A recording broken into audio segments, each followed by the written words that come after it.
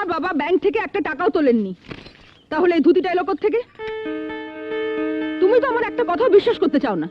এবার দেখলে তো তোমার বাবা কিরকম দোকান বাজার থেকে পয়সা চুরি করেন। না না না বৌমা, তুমি যা ভাবছো তা নয়। এই চুপ ধুতিটা করুন। বেশি বেলায় বাজারে গিয়ে সস্তায় পচা ধসা সবজিগুলো নিয়ে আসেন, সেখান থেকে পয়সা চুরি করেন। দোকানে গিয়ে জিনিসপত্র ওজনে কম নেন, সেখান থেকে পয়সা সরান। তার উপর আবার বাড়ির আলমারি টালমারি থেকেও পয়সা সরান কিনা কে জানে। সবসময় তো আর নজর রাখা যায় না। আমি কিছু বুঝি না ভেবেছেন, তাই না? ছি ছি ছি বৌমা, কাকে কি বলছো? একটু ভেবে কথা বলো। বাজে কথা না বলে ধুতি কেনার টাকা তুমি কোত্থেকে পেয়েছো সেটা বলো। না বলবো না, কারণ আমি জানি আমি সত্যি কথা বললেও তারা বিশ্বাস করবি না। ন্যাকা, চুরির কথা নিজের মুখে বলবেন কি করে? হ্যাঁ, চুরি করে আবার নতুন ধুতি পরা, ঝাঁটা মারে এমন জন্মদিনের মুখে। ছোট লোকের মতন কথা বলো না বৌমা। কি বললেন?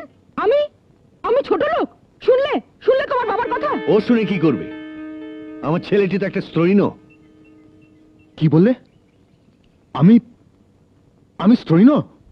আমি বাবা, দাদুকে মারবে না।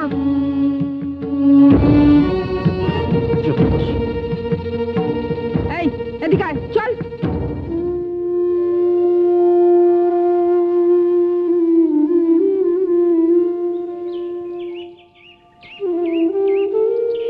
কবে তৃষিত মরু ছাড়িয়া যাইব তোমার রসালো অঙ্গনে, কবে থাপিত চিত্ত করিব শীতল তোমার করুণা চন্দনে। সদানন্দ আর কোনোদিন আসবে না অতীন্দ্র। সে কি জানো তো, আজ ওর জন্মদিন, তাই ওর জন্য আমি একটু ফুল নিয়ে এলাম। প্রতিবেশীদের কাছে যা শুনলাম, ছেলে বাপকে চোর বলেছে। বাজারের পয়সা চুরি করে ও নাকি ওর জন্মদিনে ধুতি কিনেছে।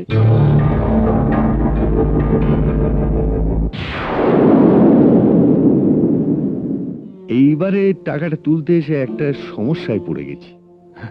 কিসের সমস্যা? এবারে এই টাকাটা তুলতে এসে দেখছি অ্যাকাউন্টে আমার মাত্র 500টা টাকা আছে। এখন আমি যদি এই বছরে 100টা টাকা তুলে নিই, তাহলে আর 400টা টাকা বাকি থাকে। কিন্তু ধরো যদি ভাই আমি 4 বছরেরও বেশি বাঁচি, তাহলে তো